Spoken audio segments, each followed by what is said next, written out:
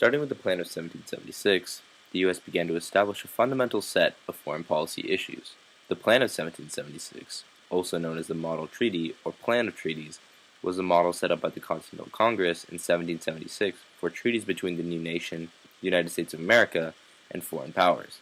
The plan was drawn up by the committee comprising John Adams, Benjamin Franklin, John Dickinson, and Robert Morris. It was adopted September 17, 1776. It defined neutral rights, especially the freedom of the seas for a country such as the U.S. that sought to trade with both sides during a war.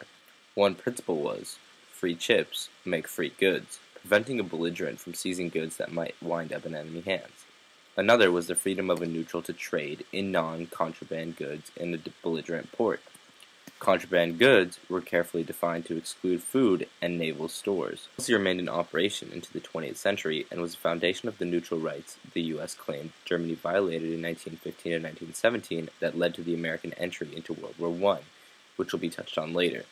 Of course, around the same time, Americans took a hostile foreign policy standing as the American Revolution raged.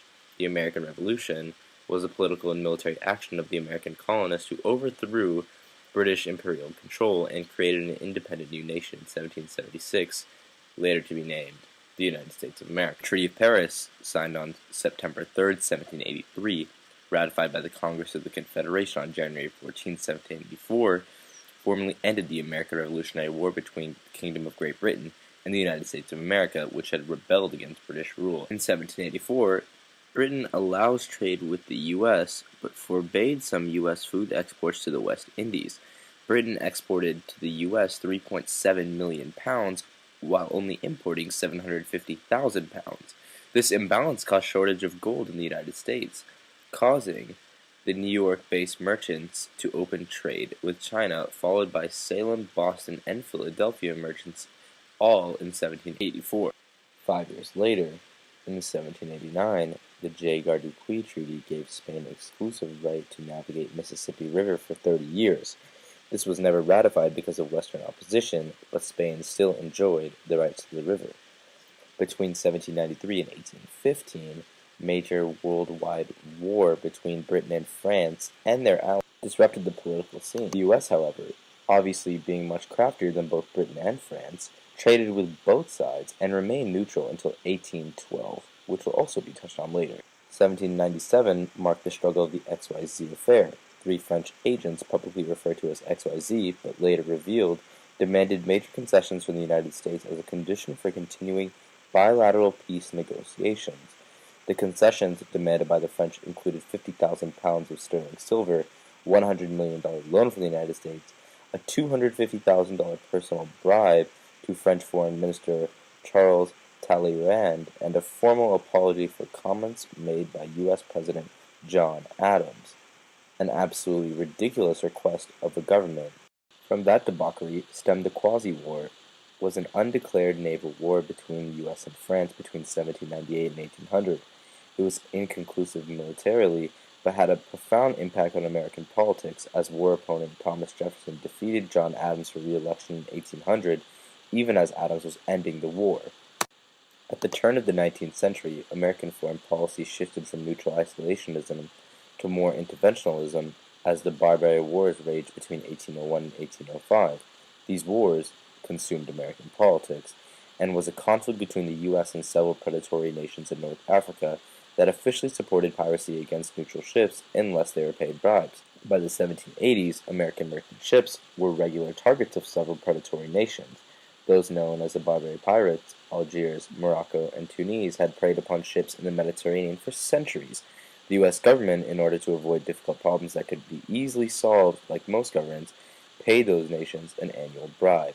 Yet in the 1800s, the time to pay the Barbary pirates was up, and we took action to the seas.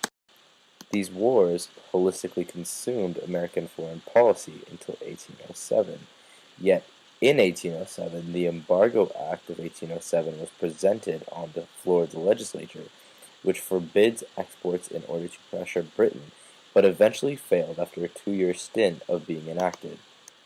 After a brief period of minimal foreign policy change, the War of 1812 arrived, and Great Britain was up for round 2. Of course, it ended the same way as round 1, and the Treaty of Ghent was eventually signed, ending the War of 1812, providing status quo ante bellum, or no change in territory. In 1823, the Monroe Doctrine was passed, which stated that further efforts by European countries to colonize land or interfere with states in the Americas would be viewed by the United States of America as acts of aggression requiring U.S. intervention. Of course, no European nation would want this. This movement symbolized a dramatic shift in American foreign policy yet again. Around the 1840s, Americans began to uptake the spirit of manifest destiny. The term was first used by John L. O'Sullivan, the editor of the United States Magazine and Democratic Review in 1845.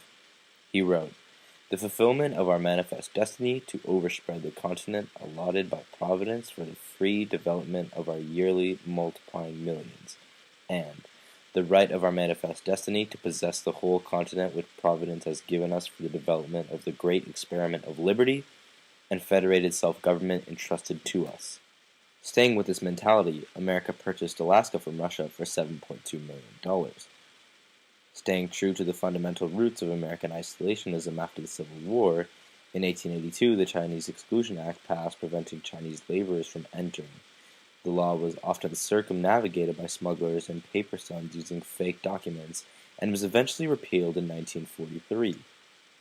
In 1903, at the turn of the 20th century, the big stick diplomacy was enacted.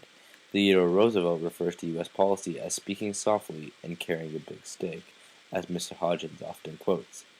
This applied the same year by assisting Panama's independence movement from Colombia.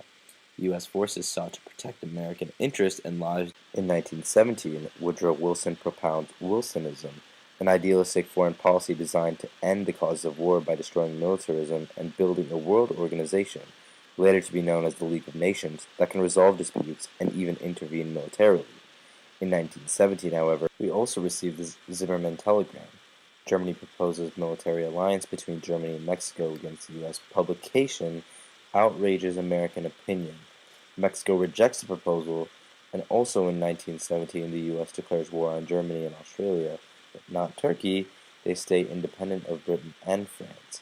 In 1918, the 14 points, or a statement of American war aims by Woodrow Wilson, served as a basis for the Treaty of Versailles and the League of Nations. This trend of interventionism remained true through World War II as we moved to prevent the Holocaust. Similarly, throughout the 50s all the way through the 90s, while fighting the Cold War, we began to use interventionism, the results being, of course, Vietnam after the fabricated incident of the Gulf of Tonkin. Yet, President John F. Kennedy, during his term, failed to use violence and in fact took a rather complacent stance against the Soviet Union when not attacking them with nuclear weapons. Scenarios have been drawn up based on if Kennedy had attacked the Soviet Union, and most intellects would conclude that reducing the amount of arms and not attacking the Soviet Union would have been the best choice, Kennedy, of course, following one of those two steps. After the end of Vietnam, foreign policy within the United States remained rather stagnant, of course, until one September morning in 2001. And as they say, the rest is history.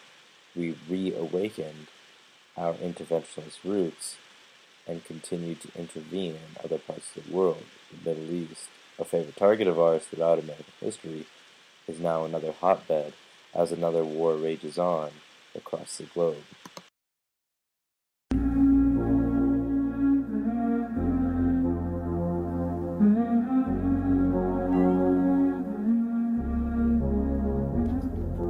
Ready or not, here I come, you can't hide.